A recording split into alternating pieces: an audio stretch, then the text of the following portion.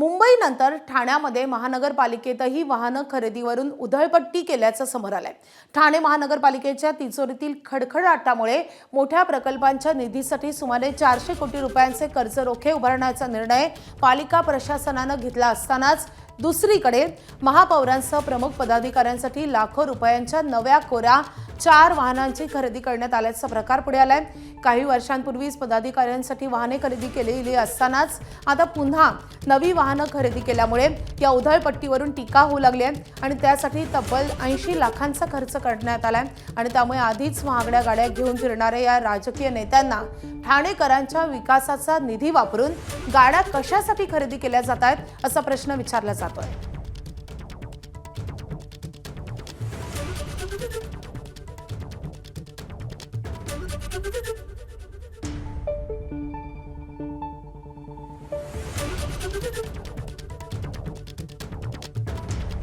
मुंबई महानगरपालिकेमध्ये नवीन गाड्या आल्यामुळे किंवा त्या संदर्भातला प्रस्ताव आल्यामुळे प्रचंड गदारोळ झालेला आहे आणि टीका केली जाते आहे तिकडच्या सत्ताधाऱ्यांवर, त्याचबरोबर प्रशासनावर। ठाणे महानगरपालिकेमध्ये देखील असंच एक प्रकरण समोर आलेलं आहे। माझ्या मागे तुम्ही ही नवीन गाडी पाहू शकता।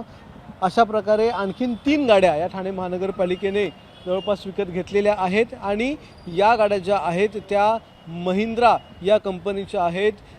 XUV 700 या टाईपच्या या अत्याधुनिक गाड्या आहेत आणि या सगळ्या गाड्या ज्या आहेत त्या ठाणे महानगरपालिकेला आता मिळालेल्या आहेत।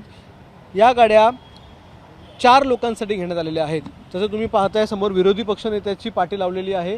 अशाच प्रकारे विरोधी पक्षनेत्यासोबतच ठाणे महानगरपालिकेचे सभागृह नेते असतील, त्यांच्याबरोबर स्थायी समितीचे सभापती असतील आणि उपमहापौर यांच्यासाठी या 4 गाड्या या खरेदी करण्यात आलेल्या आहेत। प्रश्न हा उरतो, नवीन गाड्या वापरायला पाहिजेत, नवीन गाड्यांचा काही प्रश्न नाही आहे, पण ठाणे महानगरपालिकेची आर्थिक परिस्थिती सध्या तशी आहे का?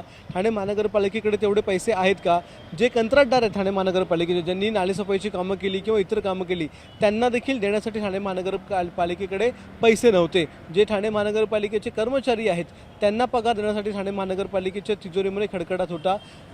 टॅक्स कलेक्शन व्यवस्थित होत नाही आहे आणि अशा सगळ्या परिस्थितीमध्ये जे टॅक्स पेयर्सचे पैसे आहेत ते अशा प्रकारे नवीन गाड्या घेण्यामध्ये उडवायचे का, हा सगळ्यात मोठा प्रश्न आहे। आणि मुंबई महानगरपालिकेप्रमाणेच ठाणे महानगरपालिकेमध्ये देखील अशाच प्रकारे गाड्यांच्या खरेदीवर लाखोंची उधळण झाल्यामुळे आता हा विषय देखील गाजणार आणि यावर देखील टीका होणार अशी शक्यता व्यक्त केली जाते।